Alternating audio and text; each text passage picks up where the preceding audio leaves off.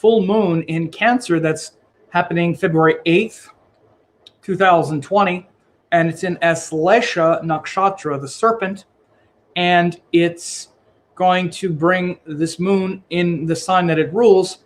And Aslesha is a very intense section of Cancer, and it's the entwiner, which shows where we get tangled up and entwined in something, either pure love, that sattvic nature of Cancer, or desire and passion, which can make this section of the sky a little more difficult. And so we'll be talking about that today. And of course, we see the chart here. And of course, as you know, Vedic astrology uses this sidereal zodiac. And this section of the sky, again, once you align the nakshatras and the rashis together, then you have the zodiac signs themselves are actually portions of 2 1/4 nakshatras. So the first section of Cancer is, let me go back day. The first section of Cancer is this nakshatra called Punarvasu. It's the end of Gemini, from 20 degrees Gemini to the first 3 degrees and 20 minutes of Cancer. That's Punarvasu, where the intelligence of Gemini sinks into the heart of Cancer. So Cancer is literally where all the stuff that we've been gathering, sort of like a child is curious about things and doing things, it goes into the heart and it feels a certain way. All of our interests and experience eventually feel a certain way to us, right? And that's Cancer. So the first nakshatra, Punarvasu, bridges Gemini and Cancer. And then the next nakshatra, which is called Pushya, is that section of Cancer that's very stable, solid, anchored in the heart. It literally is symbolized by the teats of a cow. So again, you can really see this measure of Cancer as being a composite of these energies. And one, literally Pushya, is the teats of a cow udder. And of course, the sign of Cancer is the sign of motherhood, nurturing, sustenance, selfless love. Literally, you imagine a mother, what's one of the first things a mother does? It suckles the child to her breast. And this nakshatra, Pushya, is literally the teats of a cow.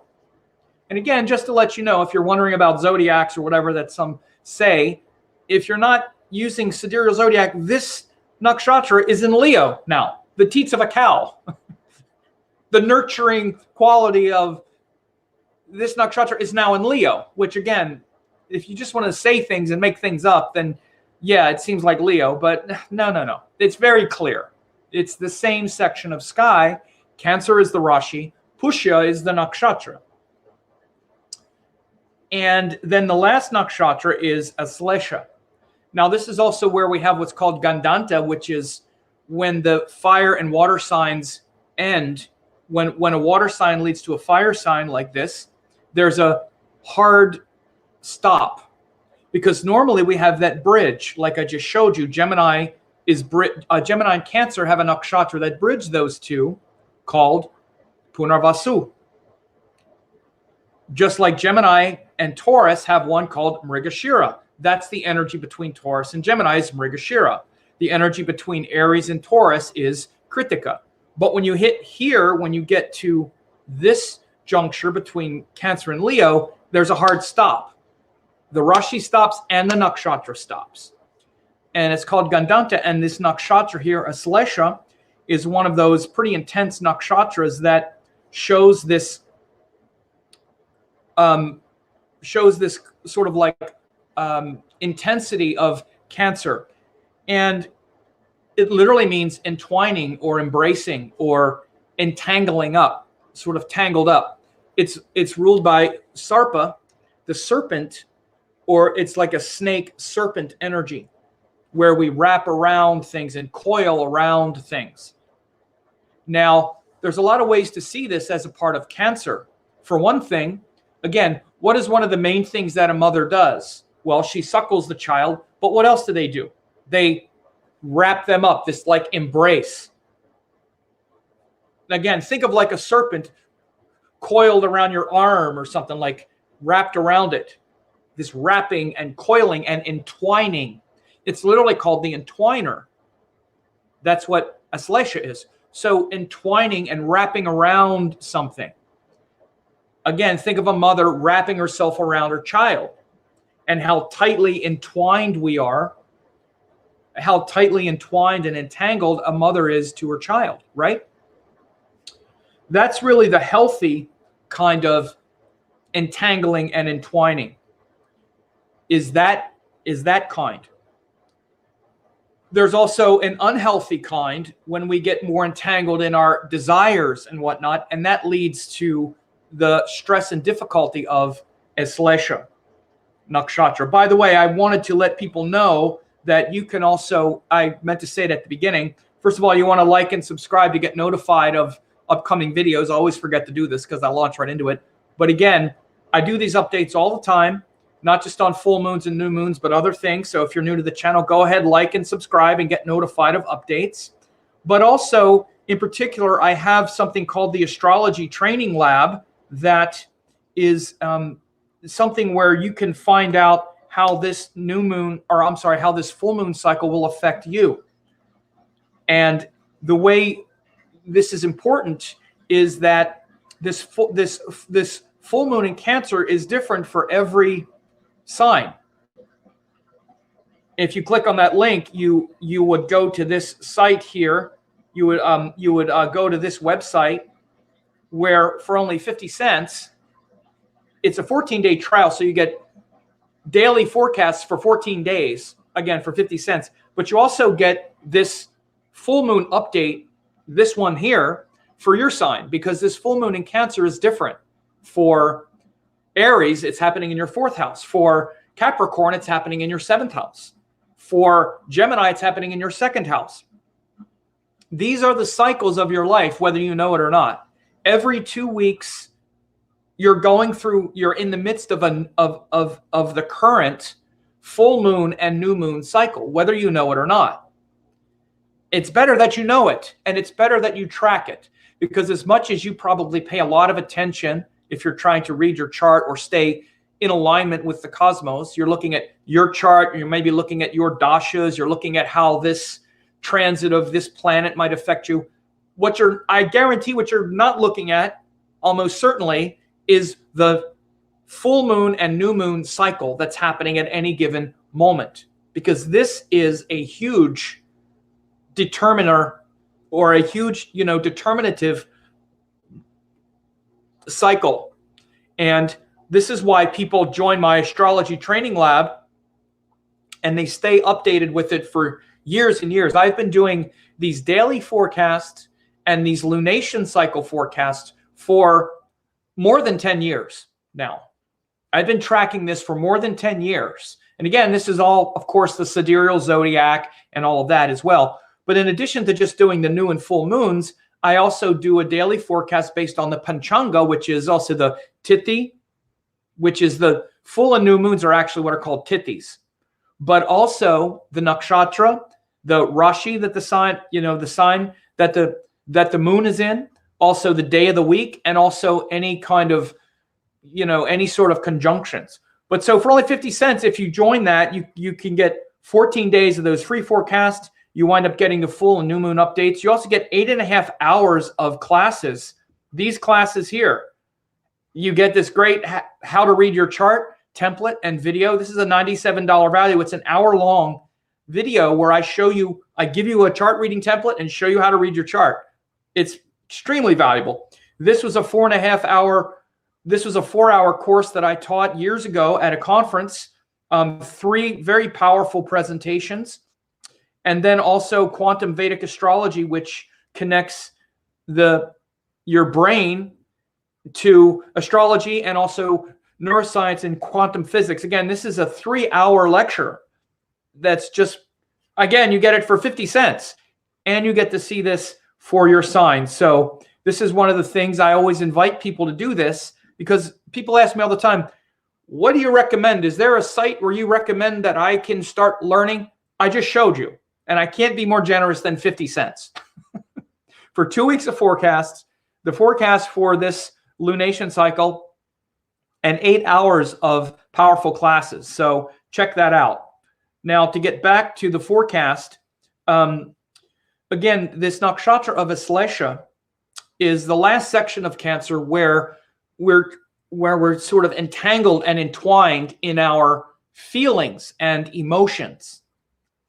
Now, again, one of the main things about this section of the sky, and the reason that it can be difficult, is because we're usually very emotional creatures. We're very emotional. We're not very devotional. So you want to understand that the nature of Cancer is it's a sattvic sign, which means it's aligned and oriented toward purity and higher wisdom and higher teaching. Like the mother's love for a child is selfless love. It's called devotion. Just like the love of our guru or the love even of our pets. It's also selfless love. We give to the pet because we just love the pet and we want to give love to it. We don't expect anything in return, just to let us love them. And this is a very important part of life where it's just devotional. Just like, for example, authentic spiritual teaching. You know, people go to spiritual teachers and gurus for many reasons. Many people go to see a guru for what they can get, because the guru can give you money and the guru will make you happy. It's what we're getting from it, There's nothing wrong with it. I'm not judging it. But this is a different expression. And yes, we'll also give. We'll give in order to get. I give this, I get that. That's not devotional love. That's not the sattvic love. That's the transactional love. That's rajasic love. And rajas is necessary. It's one of the important gunas. There are 3 gunas, and one of them is rajas, where I give this and I get this. And if I don't get what I'm giving back in return, I'm going to be upset. I'm going to try to get what I want. That's like the romantic love. That's like the interaction between 2 adults. The transactional engagement and interaction that we have with adults. Again, 2 equals. This is what the rajasic guna teaches us, is how to navigate boundaries between 2 equals where there's mutual respect, where we have to give up something in order to get something bigger. That's very different than the mother's love for the child, for the devotion of the mother to the child, right? That's a very different energy. And I want you to understand something. The Cancer energy, that sort of motherly devotional love, and also the love of like the guru, is what happens when the child is young and the child needs to be cared for and needs to be nurtured and suckled. Just like the first nakshatra was Pushya, or I'm sorry, the second nakshatra, but the first full one in Cancer is Pushya with the breasts, right? To selflessly suckle the child. And then the second one is that deep embrace. Once we're suckling and that bond is formed, in Aslesha, our entire mind and existence gets tangled up in the child. Our whole identity, it's inseparable from the child. A mother her heart is inseparable from the needs of the child, from the nervous system of the child, from that devotion. But that's devotional love. And in that kind of love, the mother isn't asking anything in return. She loves the child no matter what the child does. The child can grow up and be axe murderer, and the mother will still love the child. There's no conditionality there. But you want to understand, Aslesha is this entwining and this embracing. What happens, unfortunately, though, especially when planets are in Aslesha, is we are not usually very devotional. Instead, we have a lot of desires and a lot of emotions. Emotions is our heart mixed with our desires. So the reason Aslesha is a painful nakshatra often is because of all the worldly desire that gets generated. And as Aslesha, being in Cancer, is trying to find that pure and is wrapping itself around worldly desire and this conditionality and all of it. This is why Aslesha can be painful in romantic relationships. Like if someone has Venus there, the seventh house ruler there, planets that have to do with relationships, especially romantic relationships, which are utterly transactional. The Aslesha person can feel that pain because it's actually that devotional quality. And so in Aslesha, we wrap ourselves around a feeling, and those feelings between conditional love, romantic love, and devotional love are very similar because it all feels like love to us. So I don't know, I feel something and it's powerful. But it's a big difference between that selfless love for a child or like for a pet, something that we're not going to give up on. Notice the difference. You're not going to give up on that love. But with the conditional love in the romantic engagement, we're ready to give up on it as soon as it doesn't feel equal. We're ready to give up on it. But it's hard in Pushya because Pushya has wrapped itself around it. So it gets too emotional, too attached. And so the thing that's difficult about Pushya and about this section of Cancer, and in fact, one of the reasons why Cancer can be one of the more painful signs, actually, is because we live in a world of desires, of our personal desires. And Cancer is the part that wants to be elevated beyond that, beyond emotion and desire toward devotion. Emotions are not love. Emotions are the gambit of, is love mixed with desire. That's what emotions are. Love mixed with desire, for the most part. Love is the source of it all, but then we have desires and attachments, and that generates emotions, and then we mistake emotions to be love. Love is not an emotion, it's a flow. This is what my Guru Amma says. That's how she puts it. Again, because notice, when there's pure love, true love, it's not conditional. You're not going to stop loving the child. You're not going to stop loving the animal. You're going to keep providing for it because your nature is to give love, and here's someone to give love to. Relationships, other human interactions, other things that just generate a lot of emotion, it's because we're trying to elevate it toward devotion. So really the thing to do and the thing to understand about the heart and the soul is that we need to elevate our feelings and emotions beyond desires toward devotion. And by the way, this includes a mother's love for the child. Because when the child is a baby and needs to be suckled selflessly and constantly like that, that nature of Cancer is very appropriate.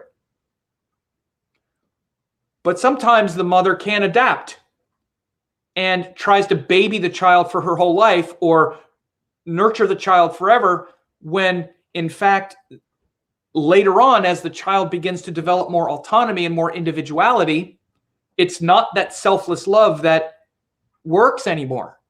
It's that mutual respect. Children get along with their adult parents, and parents get along with their adult children, not because of the devotional love, but because of the conditional love, because there's then mutual respect, because now they're two individuals. So that's a more subtle kind of engagement. It's actually the transition from Cancer to Libra. And what needs to happen with the mother who is not able to let go of her child and who wants to keep, infantilizing, is that that's the word, infantilizing, keeping the child like a baby for their benefit, because the mother can't let go of that connection to the child. What that mother needs to do is to elevate that toward devotion to God, because the child brought into the mother's life a very valuable gift, which is that gift of pure love and pure devotion. So the baby brought that in, but now she has to let the baby grow and be an adult and channel that devotion toward God, toward truth, not project it onto a soulmate fantasy, on a relationship, and try to make that be the thing you're devoted to. That's going to be disappointing. It's going to lead to this toxic entanglement and entwining. And that serpent energy of Aslesha can pull the person down can pull them into like a kind of whirlpool of drama and painful emotion.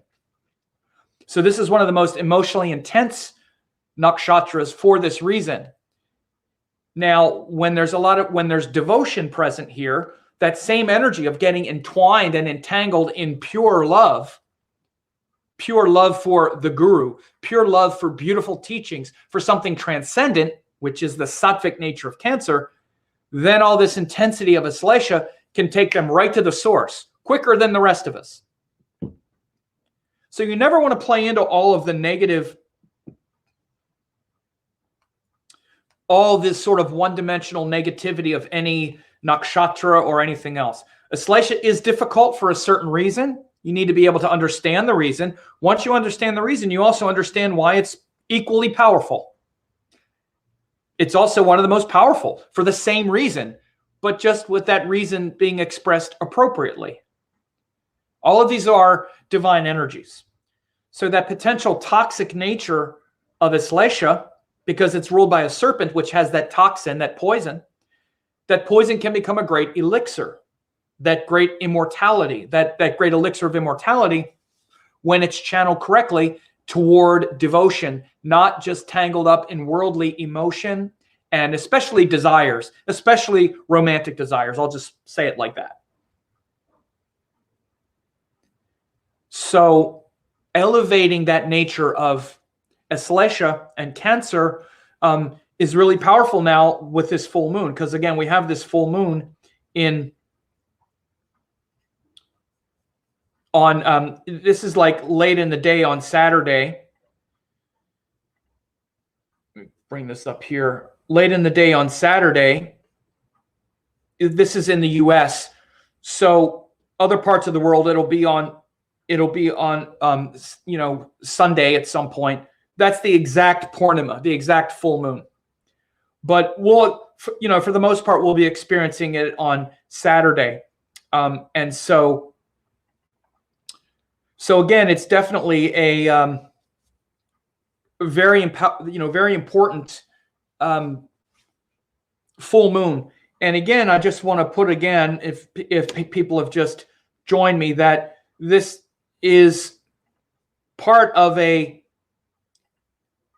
cycle. These are ongoing cycles that if you want to see how this is going to affect your sign, affect you based on your sign, then you can join my astrology training lab, only 50 cents for a 14-day trial. Again, you can stay as long as you want. You get 14 days for 50 cents. And that's daily forecasts every day based on the sign, the nakshatra, the tithi or the lunar day. For example, the full moon is one of the tithis, one of the lunar days. The vara, which is the day of the week. And then any aspects or other influences. Every day you get that. I've been writing these for more than 10 years. You also get 8.5 hours of classes, daily forecast, private Facebook group, and astrology community. There's also a very vibrant, Facebook community. But again, you get all of these courses as well, 8 hours of courses. These are life-changing. This is our chart reading template. I show you literally how to form sentences to read your chart and understand it. And if you can take this template, it's literally a blueprint to do readings like I do. And then there's also this core foundations of astrology, 4 hours. These were taught at a conference several years ago. My colleague Jeffrey Armstrong had some great things to say about those classes and me. This is, again, it takes you from the very beginning to some great case studies. And then this course, Quantum Vedic Astrology, 3 hours, where I discuss the connections between Vedic astrology, the neuroscience in the brain, and things like our cognitive biases, the triune brain, things like, confirmation bias, all the biases in our brain that the astrology chart shows, and also quantum physics, how that brain creates the world on the quantum level. So again, people ask me all the time, what's the best way to start? Where's a site where I can start? Do you have an idea where I can start? It's so complicated. Where do I start? Well, this is the best place to start. If you're brand new, spend 50 cents, get daily forecasts, find out what this Cancer cycle will mean for you. Because again, this is one of the most important things as well, and why why I do these forecasts is because this sign of Cancer, for example, it falls in the 10th house from Libra. So if you're a Libra rising, this is happening in your 10th house, this full moon. Totally different than if you're Sagittarius and it's happening in your 8th house. Or if you're Virgo, it's happening in your 11th house. And that's within the sun cycle in your 5th house, if you're Virgo. All of this, whether you know it or not, these are the 2-week to monthly cycles that's happening every day, every year, if you're aware of it. So again, this is how I use astrology, and it's how I've used astrology since I started. One of the main things that I did when I started learning was watching the sky every day. It's probably the best thing you can do. But again, if it's just kind of random and indiscriminate, but again, that's what I do in the training lab that I just showed you. I keep you updated every day because that's what I do. That's what I watch every day. And so you're either noticing this and learning this or you're not. So it's up to you. But these cycles affect all of us this way. And when you really connect with this these cycles properly, you're much less confused about your life and who you are and why you're here and all of that stuff. And that's the reason we have astrology. The ancients said for educated people, sophisticated people like yourself, a knowledge of Jyotish is necessary. You're supposed to know this. Otherwise, you're like walking around blind. That's literally what they said. Otherwise, it's like you're blind. So we have these tools to be able to see. Do you want to use them? and actually learn it? That's why I teach. So a few other things that are shifting besides just this sign of Cancer and all those feelings and that purity of the heart and this nakshatra of Aslesha, but you see that that Mars is also on the brink. Mars is moving between now and then. Mars goes into on the 7th, late on the 7th, Mars actually moves into Sagittarius. So we're on this cusp right now of Mars moving. We're now about here. As I record this, Mars is those last degrees, and we're about right here. You see, Mars is the last degree of Scorpio now. So Mars is in this Gandanta point, that same point between Cancer and Leo and Scorpio and Sagittarius. That's where Mars is right now. So Mars is right at that point, and he is in transition. And so, again, we feel all this transition now between Scorpio and the Mars, going through Scorpio, trying to bring out all of the darkness and the difficulty and the stress, and Mars moving into Sagittarius, where we're ready to really defend the truth, defend the light. So we're feeling this shift as well right now. This is a big shift because Mars is now going to be in Sagittarius for the next month and a half until the end of until the end of March. And of course, Sun is also, Saturn is now firmly set up in Capricorn. Happened a few days ago. Saturn is in Capricorn, and it's aspecting. Let me bring this day up again. So we have Saturn in a wide aspect to the moon. It's still aspecting the Rashi. So we also feel this sort of containment, this sort of control, this desire to have self-control and to have good boundaries. That's a big theme right now with all this powerful Saturn energy. We also have, again, Jupiter is in Sagittarius, bringing great teachings, higher possibility for learning from great masters and great teachers. And again, this is the higher promise of the sign of Cancer. It's a sattvic sign, which is related to pure teachings. One second.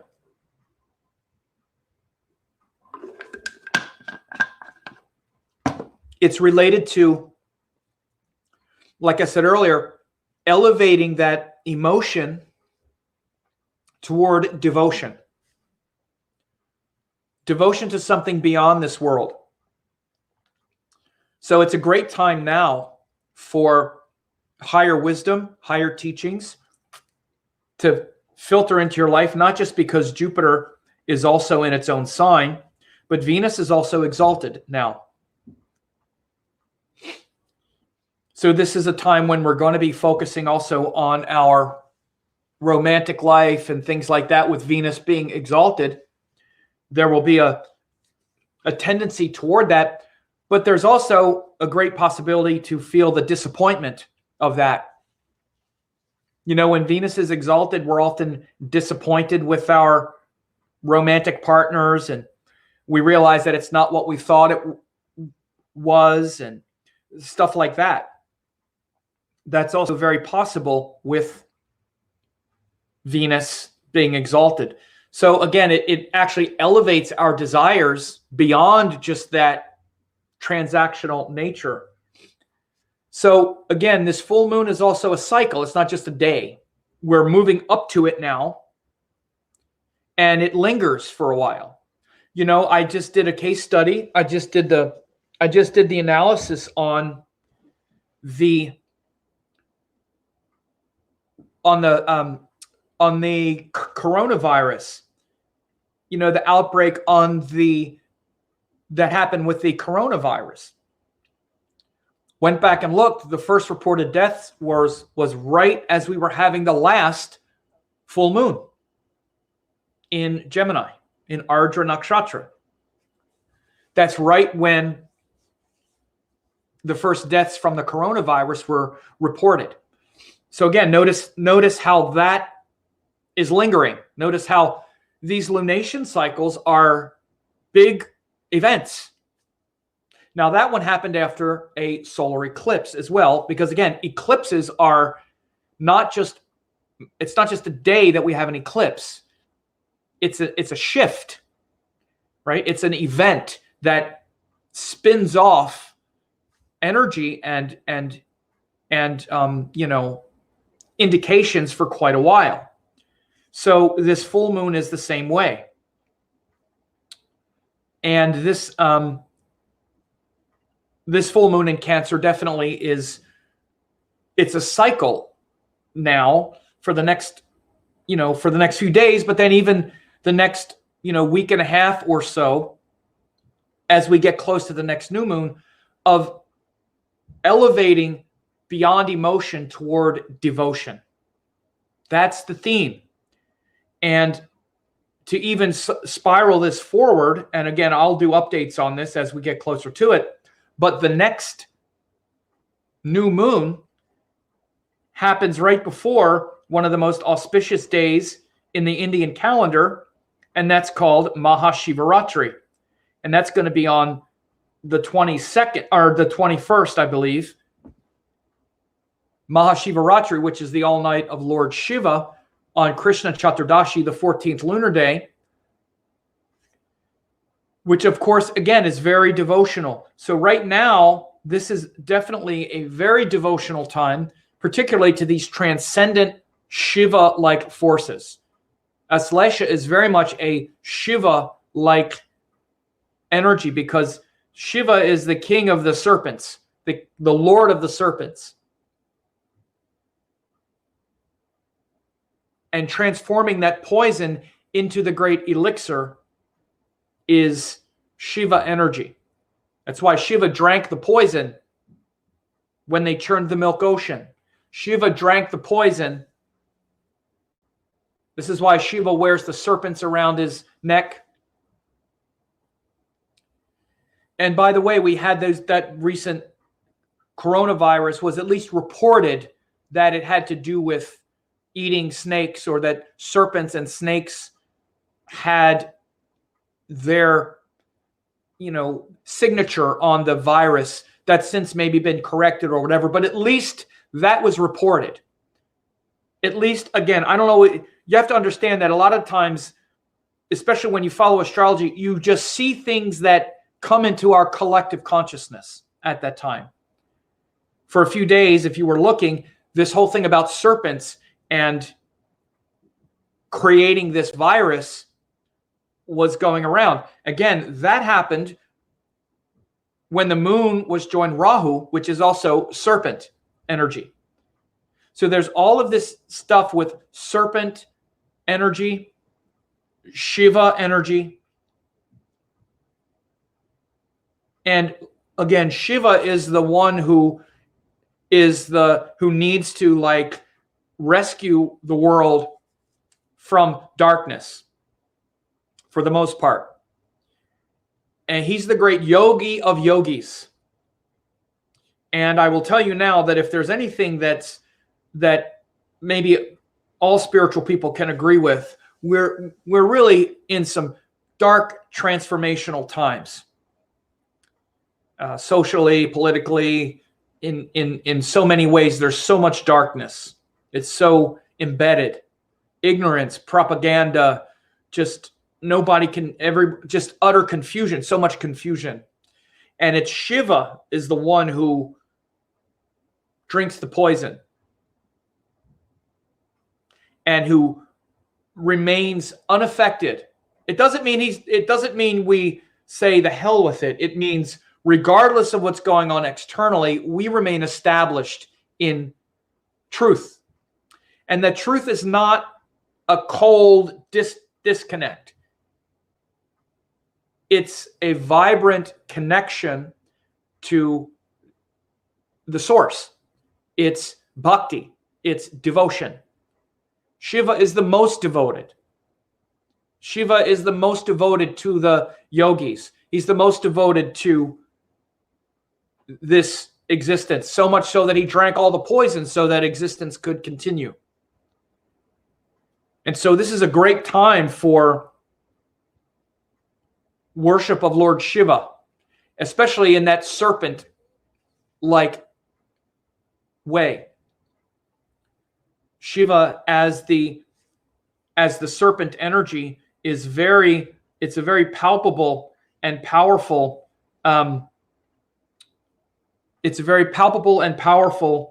symbol. So if people have questions, you could ask a question. If it's about your chart, don't bother. But if it's about the things I discussed, then maybe you can maybe ask a question.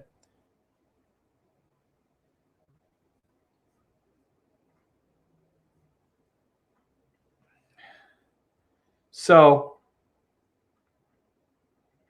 I wanted to bring up a picture of Lord Shiva here, Mahadeva. You could see here, there he is. I won't hurt you, he says. And here I am with my drum of creation, the Damaru. This is related to Dhanishta Nakshatra. Here he's carrying the staff that the master of the three gunas. He's the master of the three gunas. Rajas, Tamas, Sattva, body, mind, soul. He's holding the drum of creation, Damaru. He's the one making everything dance. You see, he's got this Shiva moon on his forehead. This is the same moon that happens on Shivaratri. This is the way the moon looks on Shivaratri, on Krishna Chaturdashi. It's the waning crescent moon where it's barely gone, because it means that the mind is disappearing and being burned up in the fire of awareness. That's what Shiva represents. He's got the serpent around his neck. He's not afraid.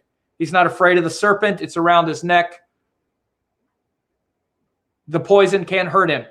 Just like the poison can't hurt you. It's the attachment that hurts us. It's the desire and the attachment to the desire. All the toxic attachments are what really hurt us. And again, that's really the nature of Aslesha Nakshatra. So Aslesha Nakshatra is that entwining, that toxic entanglement that we have. It's the toxic entanglement because we're attached to the world and the desires of the world. And by the way, I'll just say this, that nakshatra of Aslesha is related to suicide. I've seen 3 or 4 examples when I see someone, when I've seen that at least moments where people can commit suicide, and also people that have, often there are planets in Aslesha, or there's a transit in Aslesha, or that's the moment. So listen to me now, the next few days, if you feel despondent and you feel hopeless or whatnot, don't do it. That Aslesha energy can feel desperate. And what it reminds me of, this section, is that Gandanta between Cancer and Leo can feel kind of like drowning. This is what I relate it to, drowning. Like the entanglement, you can think of like a whirlpool that can pull us under. We can get pulled under and drown in it, in the gulf.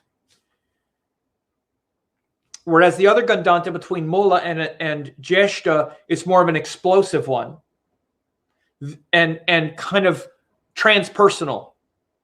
The Mula Jeshta one, which happens between Scorpio and Leo. This Gandanta here is more explosive and worldly and transpersonal. This Gandanta here is very personal, where we really feel the pain of our attachments. And again, it can like suck us down into like a whirlpool. You know, I gave the example before. I told a story not long ago about a dream I had where my guru Amma was there, and she told me, yeah, she basically said, you're here. Yes, you're alive to, drowned in the ocean of love. You're like out on a boat in the middle of the ocean, and you're here to drown, and trust that I'll take care of you, even though you're going to die. It's okay. I'm here to make sure that you drown and come out of it alive. And that's kind of the plight that we all have. We know we're all here and we're not going to get out of it with the physical body intact. What do we do? Well, what we do is we turn to the truth, turn to God, turn to devotion, turn to the great teachings and the practices that make them actual, and not just a bunch of ideas that don't qualitatively change anything. Again, these are all very ripe now with the planets in Capricorn. Mars is now leaving Scorpio and also going into Sagittarius. Venus is in Pisces, giving a lot of devotion. So try to elevate your emotions. And if you're feeling this fear and this worry and this stress around so much emotion and so much emotional attachment, connect to something beyond. And again, one of the things about Cancer energy and people who have a lot of Cancer energy is they also have a lot of more access to that feeling than most of us. And eventually we all have to connect with that feeling. So even though it might be hard at times, it's hard, but it's also much closer to the point, much closer to the access point. You know, it could be someone like me, let's say, who's quite intellectual. It's hard for me to feel that depth. It doesn't happen easily. I feel it, but it takes a while for me to really be connected to my feelings. And that's an obstacle. So I might be, less prone to like dramatic, painful attachments, but I'm also much further away from the devotion and the redemptive quality. So you can't look at things, don't ever look at anything as simplistic, good or bad or whatever. If Cancer is more emotional, so they might have more difficulty, it's also because they have more potential to be connected to it. One is not different than the other. Everything is about channeling the energy and making the energy flow correctly. And this is why, this is why all of these energies need to be seen as universal forces, nuanced energies, not judgments or good or bad or anything like that.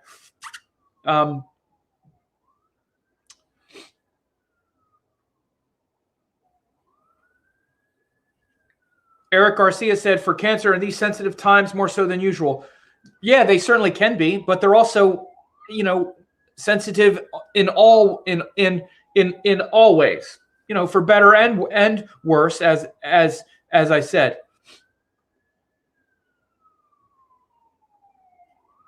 So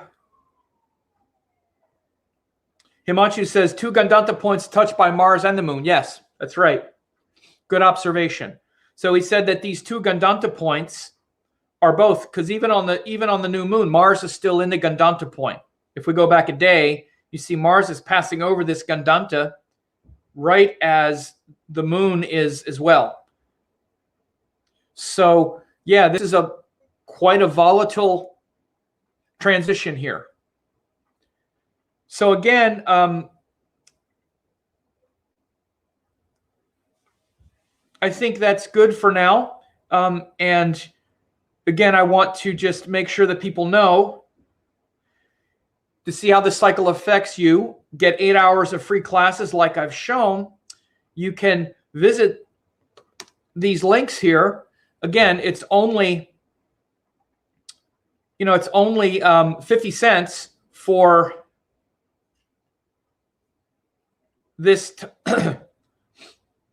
Oops, it's only 50 cents for 14 days of daily forecasts. You also will see, in fact, I'm going to go over there right now and record this Cancer cycle for all 12 signs. Because again, this Cancer, this Gandanta, this Aslesha, this is different for each sign. If you're Pisces, it's happening in your 5th house. If you're Aquarius, it's happening in your 6th house. And that's opposite the sun that's been going through your 12th house. This is the cycle for the next couple weeks. And then I also do daily forecast based on the Rashi, the Nakshatra, the Tithi, and the Vara, or the Lord of the Day, and then also any aspects or other things like that. And then there's also 8 hours of classes. Again, a chart reading template. I say $97 value. It's really invaluable if you could actually use it. I show you how to look at your chart or any chart. I give you this comprehensive template that I give my advanced students. As I said, these templates are pure gold. The same ones I use when I do readings for years. I only share these with my most advanced students, but now you can get them and the keyword templates. Addition 50-minute video where I go over the template. So again, this is like, and then 4 hours of foundational astrology courses that are really powerful. And then a course on quantum Vedic astrology where I use these structures of neuroscience and quantum physics and show how the astrology chart works through those same systems. The triune brain of neuroscience, also are talking about our cognitive biases, our failure to recognize patterns, our reticular activating system, change blindness, all of these things that the chart shows. You start looking at the chart this way. Instead of just being stuff up in the sky moving around, you start seeing it as your brain and how your mind works. Because that's the truth. The truth is everything in the chart is showing how your mind works. That's why you don't hear me talk. I use the chart. I talk about the chart as, these energies, but it's how your mind works. That's what your karma is. Your karma is your brain and how your mind works. And we don't even know how it works. So it's a good course on neuroscience, general functions of neuroscience and how your brain works, and also how astrology reveals it. And then I also talk about literally quantum physics. You want to know how quantum physics works? The double slit experiment, quantum entanglement. It's a 3-hour class on those things. It's literally a 3-hour course on this. So you get that for 50 cents. If that's not good enough, I don't know what else can be. So anyway, I hope you have a good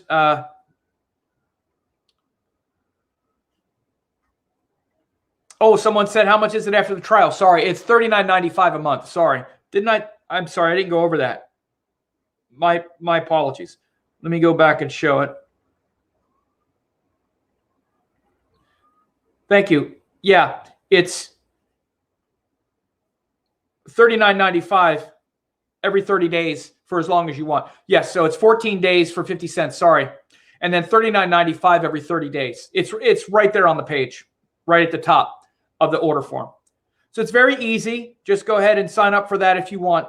And again, I've had people that have been members for 10 years, ever since I've been doing it, because they love getting the updates.